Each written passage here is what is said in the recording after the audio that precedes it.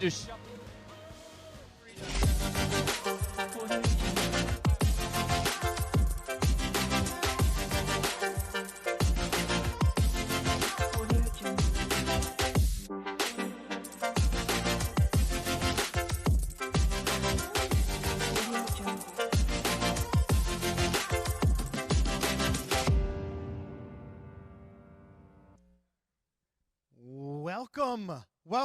Welcome. Can you hear me? Am I on? Yes. Welcome to you guys. If you are watching on YouTube, we want to say welcome to you as well, and for everybody here. Thanks for coming. This is something to do, right? Yes. You get to get out and do something. I'm so grateful and so thankful that each and every one of you are here. And today is, as you probably are aware, is a historic day. We inaugurated a new president today, and so in honor of that, I think we're playing a game that's all about America and our presidents. Wait, hang on. Nope, I'm being told it's all about Canada, so I don't know what that's about. So here we go. So you want to move to Canada. This is our game we're playing. Underneath your chairs are some papers, A, B, C, D, and whatever answer it is, hold that piece of paper up, and when you think you know what the answer is. Has anyone been to Canada? Anybody?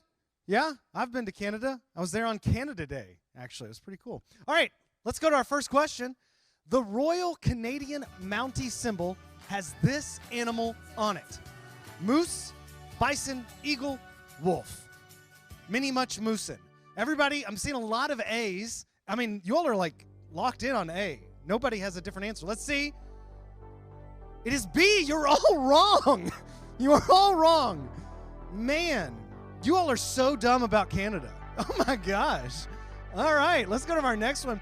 The Mounties are known for this phrase. See something, say something. If you need help, look no further. They always get their man, the best of the best. Threw it up with a D right there. We got some C's, I see. Some B's, an A or two here. Okay, I've tallied them up. Let's see. The answer it is, they always get their man. And fun fact about Canada, no women are criminals there. A lot of people don't know that. It's just men. All right, next one. The Mounties were first established as the NWMP, Northwest Mounted Police, the RNWMP, Royal Northwest Mounted Police, the CMPFONWTPSS, Canadian Mounted Police Force of the Northwest Territories, but specifically Saskatchewan, or CRMP, Canadian Royal Mounted Police. I mean, I want it to be C. You know, that's what I want in my heart. But okay, let's see our answer. It is the NWMP. It was A, Northwest Mounted Police. Freeze, perp. All right, the official motto of the Royal Canadian Mounted Police is, we'll do this in the French accent. Why not? Maintenez le droit, monter à cheval, respects l'original, vos respect, and D. I should have just gone with A, B, C, D, right? That would have been way smarter. All right, what do you think? Lock in your answers. Okay. We're heavy on B, I think. So let's see if that's right. Oh, it was A. Maintain the right. The others were ride a horse, respect moose, and they'll respect you. Red shirts, tight pants. Red shirts, tight pants. That's a great one. You should respect moose. No kidding. When I was in Alaska, I was driving a van and almost hit a moose, and that is very scary. Which of these is not a Canadian province? Prince Edward Island, Nova Scotia, Saskatchewan, or Yukon? Come on, I actually know this answer on this one. Okay. We're split. There's not a heavy consensus here. Let's see. It is the Yukon. The Northwest Territories and Nunavut are territories, which means they are controlled by the federal government. Basically, all the really cold places. JK, the whole place is cold. All right. Which year was Nunavut made a territory? Which year? You guys know your Nunavut history, of course. We've been studying that on Wednesday nights. That's actually our next series that we're doing. It's all about Nunavut. Raise your answers. What do we think? Okay. You've got your B backwards, but that's okay. In Canada, that's how they write them. Let's see our answer. It is D, 1999. Nunavut was created to give a homeland for Canada's indigenous people, the Inuit. Wow. Well, that's fascinating. Next up, which one is not Canada? Which one is not Canada? So Canada is a beautiful place. It's got lots of different geographical things. What do we think? Okay. C seems to be the confident answer. Let's see if you're right. It is B. Wow. The sand dunes of Saskatchewan. I wonder what that was. Was that like Alaska, Northern Lights maybe? Norway? Oh, okay, cool. I can't read, so Canada is long. Which of these is not true? Do they have the longest highway in the world? The longest lake in the world?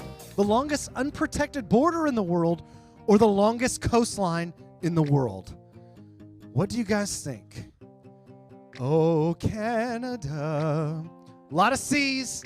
A lot of C's. They're throwing it up. C for Canada, they say. Let's see the answer. It is B. They do not have the longest lake in the world. That honor belongs to Lake Tanganyika in Africa. 420 miles long. It cuts through 4 different countries, but we don't care about that. This is a game about Canada, so here's a detailed illustration of the majestic Canadian goose. Ah, beautiful. Which of these Canadian animals is most likely to kill you?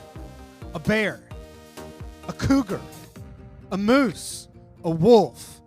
Listen, if you're a young single male about 20s, it's probably a cougar. Am I right? Am I right? Oh, man. Oh, I was just off the dome. I didn't even prepare that.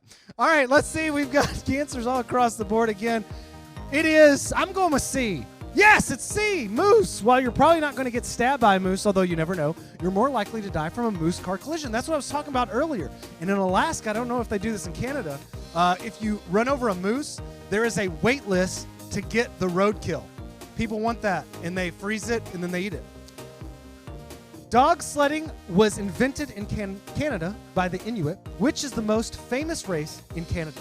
The Iditarod, the Amazing Race, the Yukon Quest, the Great Race. All right. Throw those answers up. Let's see them. All right. And the answer is the Yukon Quest. The prize is $100,000. Guys, let's get a team together. Sled dogs need an average of 10,000 calories a day compared to regular dogs who need 1,000. Same. All right. That was So You Want to Move to Canada. Thank you guys so much for playing. I've actually tallied up the score, and our winner is all of you. Please check under your chairs right now, all the way under. Please, seriously, reach underneath there. That's right. You all get something. I'm not even joking. That wasn't a joke. You really all get something. Congratulations. Thank you so much for playing, everybody. Okay. Next up, here's the next thing. And we want you to do this in the chat. There are going to be some questions on the screen, some mixer questions. Just with the people around you, maybe 2 or 3 people, answer these questions with your group there, okay? And go.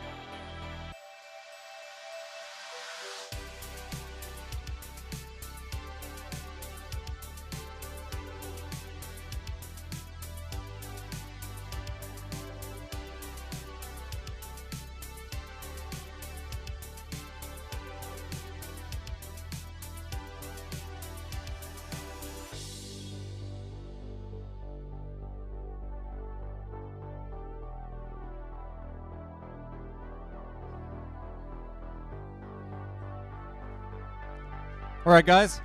Hey, we're going to switch gears. We're going to play a little bit of a game. We're going to play all of a game together, actually. If you're playing at home, you can kind of play along in the chat with us. It's a new year. We're talking about goals, big goals, small goals, micro goals, things that you can do this year intentionally and on purpose that you can ask God, hey, give me a plan and set me on a course this year and help me to be faithful to follow where you're leading me this year. And sometimes that's really hard to do. We make New Year's resolutions, and we try to follow those things, and then like 2 days into the new year, we're not doing it anymore, and we're right back on chocolate again. Could be that was yours, somebody's. So we're going to play a game called New or Nah, and I'm going to ask you some questions. I'm going to ask you to stand up and if you think you could do that one, or to stay seated if you don't think you could do that New Year's resolution, okay? Stand if you think you can, sit if you don't think you could. So here we go. Trevor, give us the first one. If you think you could go the entire year without eating a single piece of candy, stand up. If you could keep that New Year's resolution.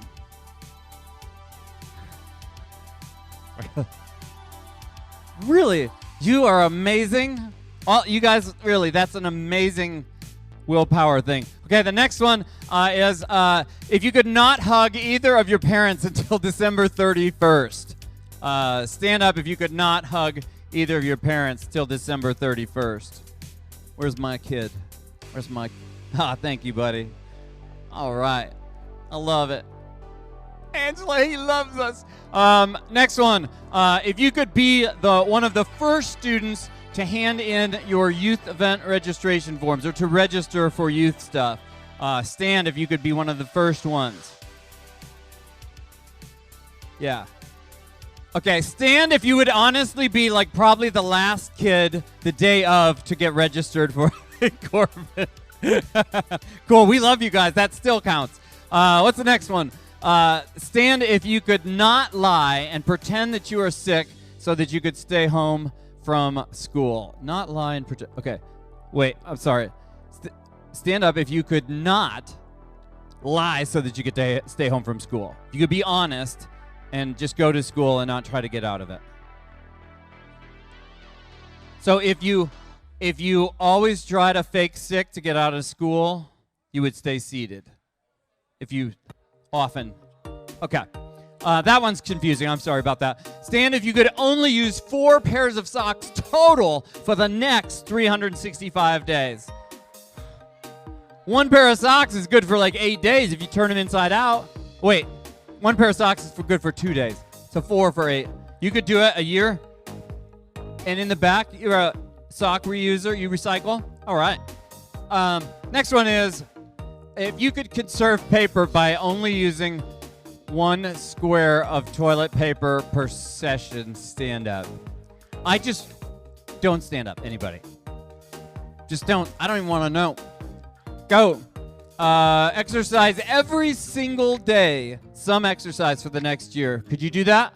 Nick Langston is like, yeah. I eat exercise for breakfast. Yeah. This doesn't grow on trees.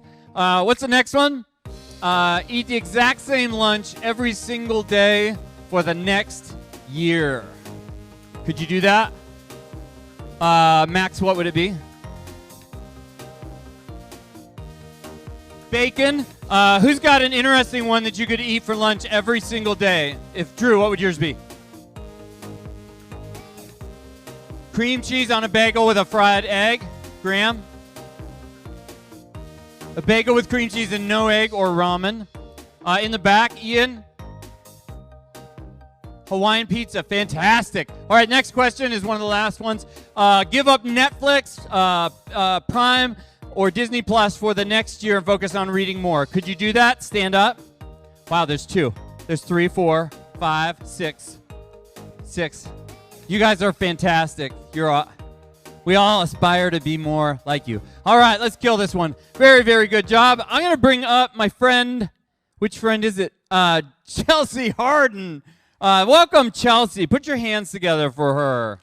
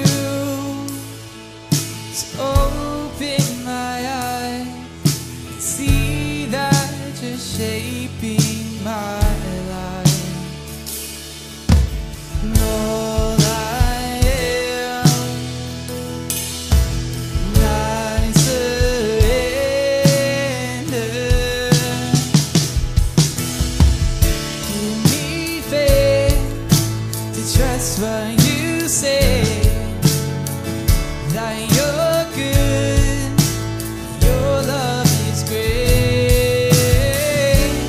I'm broken inside, I give you my life.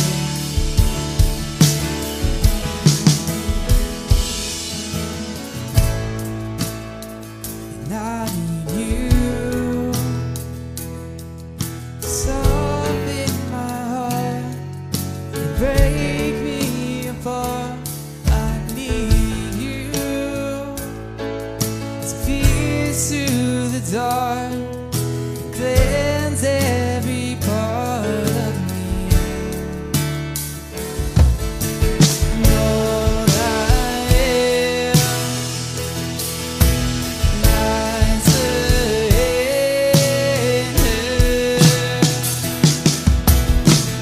give me faith to trust what you say, that you're good and your love is great. I'm broken inside, I give you my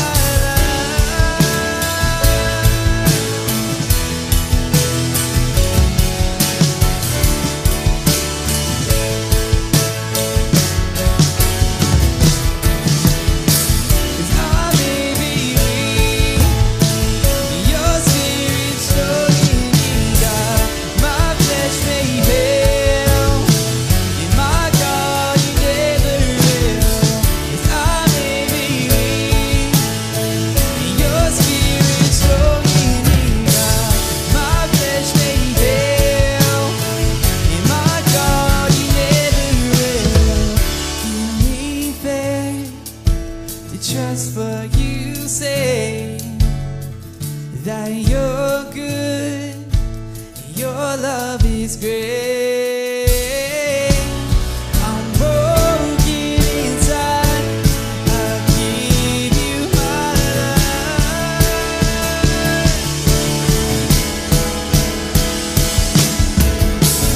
Give me faith to trust what you say, that you're good, your love is great. I'm broken inside, I give you my life.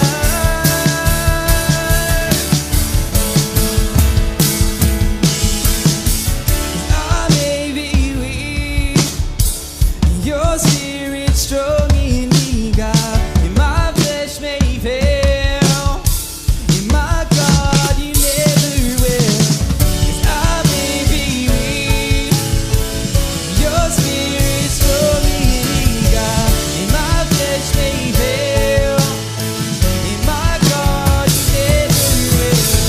'Cause I may be weak, your spirit's strong in me, and my flesh may fail, and my God, you never will. 'Cause I may be weak, your spirit's strong in me, God, and my flesh may fail, and my God, you never will.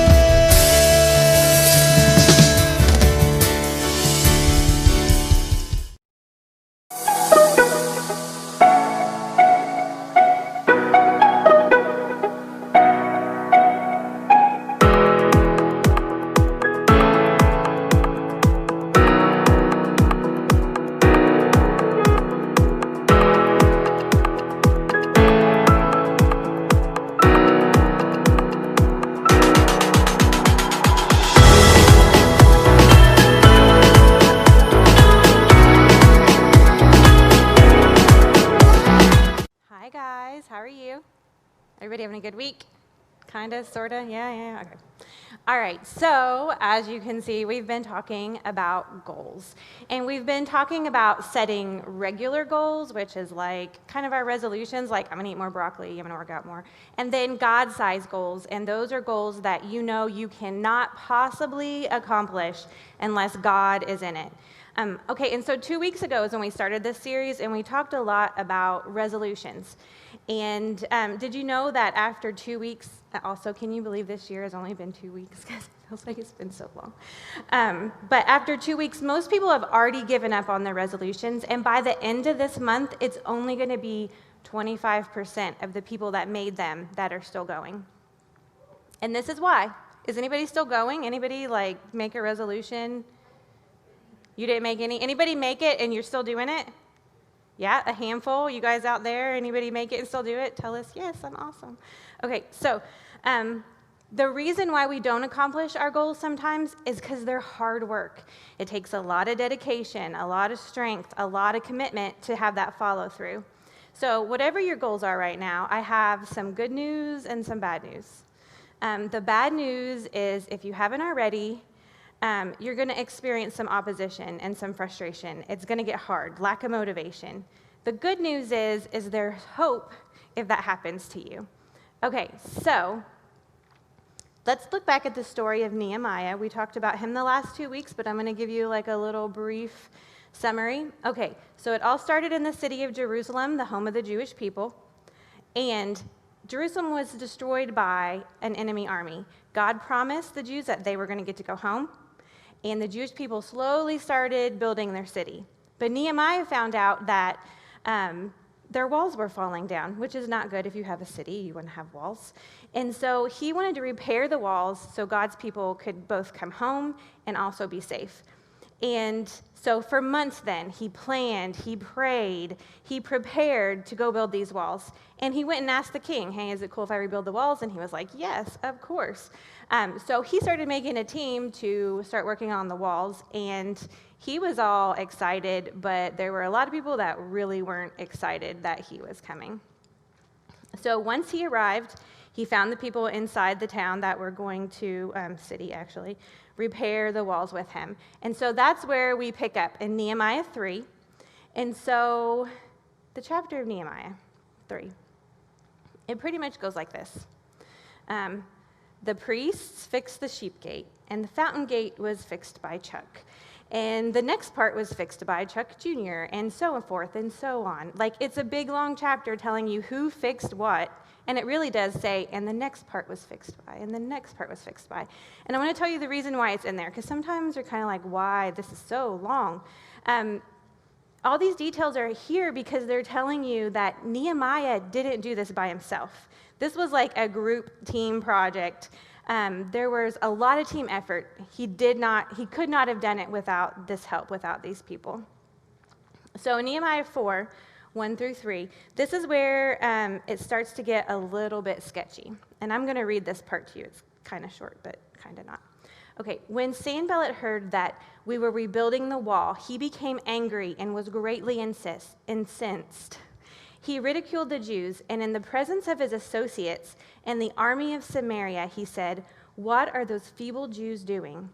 Will they restore their wall? Will they offer sacrifices? Will they even finish in a day? Can they bring the stones back to life from those heaps of rubble, burned as they are?" And then the next guy, Tobiah, he's an Ammonite. I always read it like a little Valley Girlish when I hear him, because he's got a little bit of attitude. He's like, what are they building? Even a fox could break down that wall. Like, what are they even doing right now? Like, he was kind of a jerk. So total bullies, these guys. They called them weak. They mocked the quality of their work. They kind of made fun of what they believed. He kind of made fun of, like, the hard time they were having. Just not nice. And even though Nehemiah and his team were really doing what God had called them to do, they still had to deal with these guys giving them a hard time. So what did they do? Well, I'm going to read to you what they did. In Nehemiah 4, 4 through 6, Nehemiah says, "Hear us, our God, for we are despised. Turn their insults back on their own heads. Give them over as plunder in a land of captivity. Do not cover up their guilt or blot out their sins from your sight, for they have thrown insults in the face of the builders." So we rebuilt the wall till all of it reached half its height, for the people worked with all their heart. Okay, so he's a little intense there, but this is what we learn from Nehemiah in this part. One, Nehemiah did not get distracted. He didn't fight with these guys. He didn't add to the drama. In fact, he really didn't even respond to him, it looks like here. And Nehemiah took it to God. He asked God to hear his prayers. And he wasn't afraid to be honest with God. Like sometimes it's like, oh, did he really say that? But he really did say, I kind of really want them to be punished. And he told God. And Nehemiah kept going. His team kept building no matter what those guys had to say, no matter the hard time they give him. He's like, we're doing this for God. And they poured his whole heart onto it. Nehemiah 4, 7 through 23, it continues, and to be honest, these guys are a little relentless. And Nehemiah's team is getting super discouraged. They're out of strength, they're out of patience, and this is where it gets a little wild. I won't read all of it to you, but it's kind of like the bad guys. It's kind of like two sides. I don't know if you guys saw West Side Story. I don't know if there's any musical fans. Whoa, went two people. Okay, so this is where they're kind of like coming at each other, and the one side is making threats, and they're like, we're going to kill you, so you can't build this wall. And Nehemiah's team is like, I'm still going to build this wall. We're going to build this wall, and we're going to have our tools in one hand and our weapons in the other. And that's what they did. Like, they're building the wall, like, while they're protecting themselves. Like, I don't know if they were actively fighting, but it was kind of intimidating to be like, got my sword. Okay, so what happens next to Nehemiah is he takes it to God again. He's been constant in his communication with God, and when things get hard, he's talking to God even more. And he starts to prioritize rest. He knew his team needed rest. They couldn't keep it up forever trying to build something and fight. So he makes all of these plans in addition to the plan that he has where they're starting to work in shifts, and he gets creative so his people can get rest and time. Nehemiah chose community. He prioritized his community, and he helped them support each other for as long as this was going on. And Nehemiah kept going again. Even though the job was more difficult than it had been in the beginning, he never stopped. So I wish I could tell you that that's where it was like, oh, and then they lived happily ever after. But actually, he faced even more opposition in chapters 5 and 6, both from his enemies, and now also his fellow Jews were kind of turning on him, the people that he was trying to help. At one point, Nehemiah even started receiving terrifying letters and death threats. They did not want him to finish this wall. But watch how Nehemiah reacts. In Nehemiah 6:9, it says, they were trying to intimidate us into quitting. They thought, they'll give up. They'll never finish. I prayed, give me strength.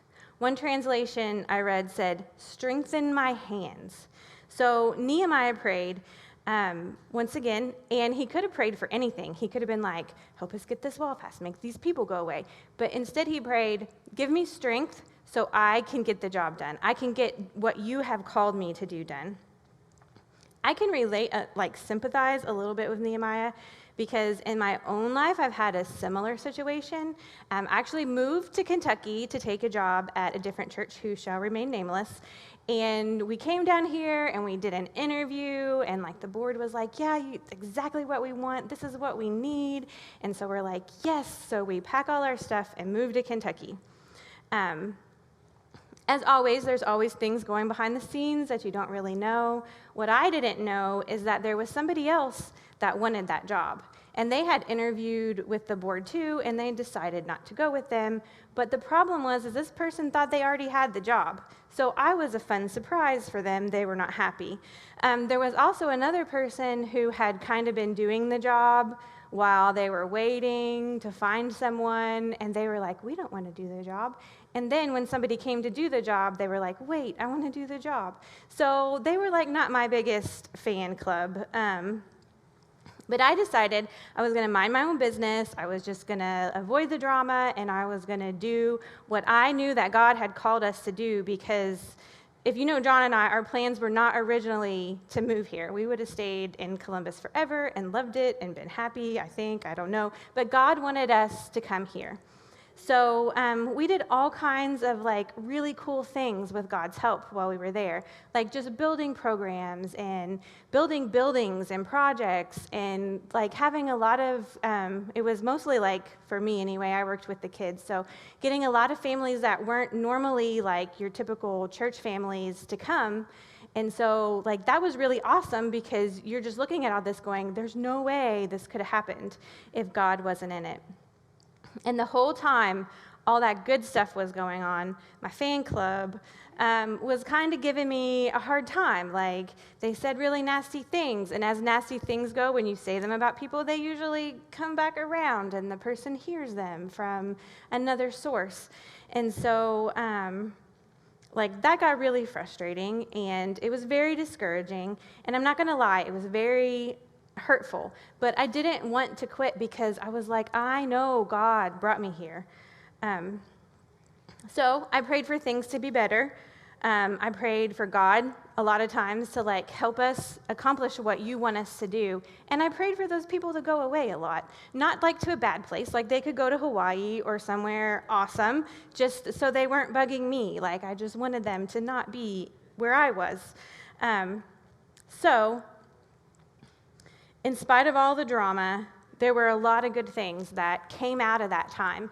And right before we left, like, one thing that I really remember, like, when I look back at the time, is we were able to have a not great big huge, but we had a baptism service where we had a bunch of the kids and families that got to be baptized. And it was really cool because that church hadn't seen something like that in a long time. We're a little spoiled here where we have, like, a lot of stuff that smaller churches sometimes don't really get to experience.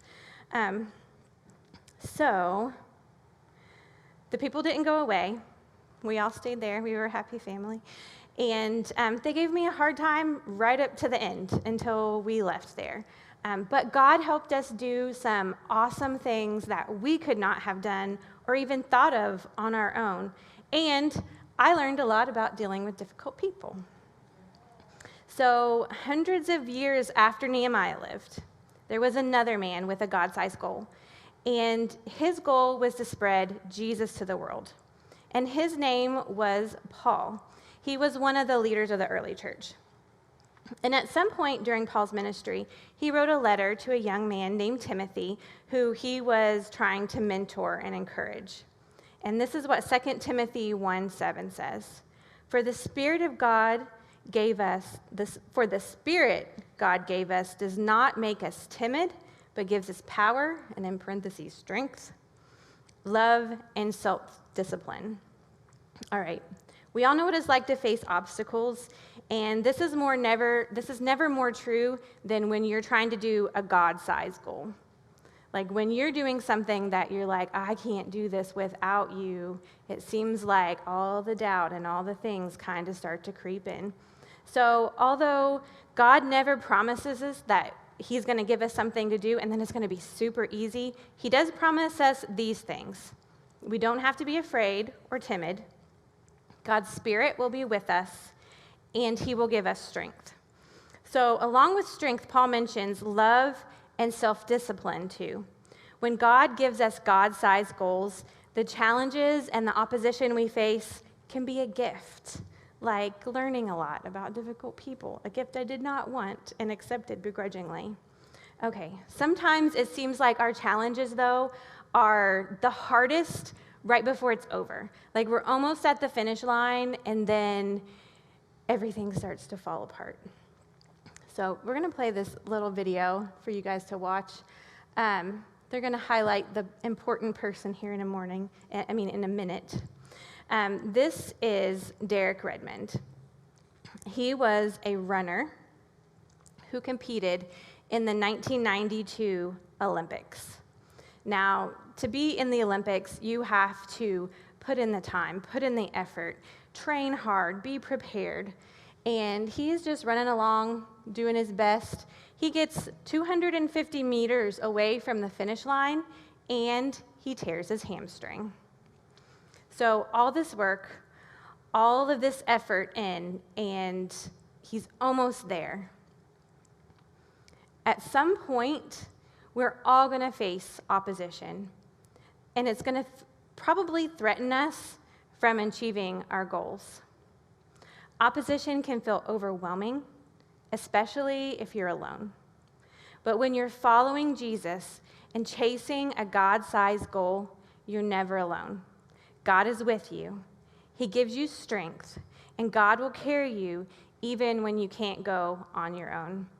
And I'm just going to let them play this kind of in the background as I go into the next part, because it's really cool to see. If you've never seen this video, it makes me a little emotional, because next his dad comes up and is alongside of him and helps him, even though you can see that he's obviously struggling and in a ton of pain, helps him get to the finish line. So think about, as we watch them finish, what are some of your goals? If you don't have any, maybe plans that you're like, oh, maybe that could be something I could go over. So if you're not sure about this God thing or God-sized goals, that's okay, because the next part we're going to talk about talks about any kind of goal. It doesn't have to be your God-sized goal. It can be any goal. If you're not sure you found a God-sized goal for yourself, that's okay too. Sometimes when we think about God-sized goals, we think, oh my gosh, I have to be Paul who's trying to save everyone. It might just be making a difference in your family. It might just be making a difference in your friends. It might just be something that God wants you to do that is just specific to you, and he will tell you as you kind of get into it, hey, I know this is where I'm supposed to be, what I'm supposed to be doing. And if you've got it all figured out, cool. You're still going to have a hard time. Sorry. So a few minutes ago, we saw how Nehemiah handled opposition. Now, if we took those same tactics that Nehemiah used and applied them to our goals, so as you're thinking about your goals, here's what you need. You need to take it to God. Nehemiah was in constant communication, but especially when there was opposition. Think about what God has called you to pursue, and how could you talk to God more regularly? What would you ask for? What would you say in your situation? Next, choose community. God gives us strength through the Holy Spirit, but he gives us strength through our community. So if you don't have a team, Nehemiah had a team. He was surrounded by people that he trusted and he knew was going to help him get that wall built. So if you don't have a team, start there. Next is rest. Find out the ways for you that are restful. I mean, it looks different for everyone. Sometimes people just like to sleep. Sometimes people want time with their friends. Sometimes it's by yourself. Sometimes it's with other people. Sometimes it's just taking a break from your computer and phone and having peace and going out into nature. What is your rest? Find that, and when you learn how to rest, you'll be able to get to the goal that you are working on. Next, don't get distracted. When you're following God, not everybody's going to like you, and not everybody's going to support your goals. That's okay. Your job isn't to please everyone. I mean, you can be nice to everyone, but keep in focus that your goal is to please God and what he wants you to do. So all you need to worry about is staying close to God and learn what voices you need to ignore. And finally, keep going. Everybody take a breath in your mask, yes, okay. Are you breathing? If you're breathing, then you're still in it. You're still going.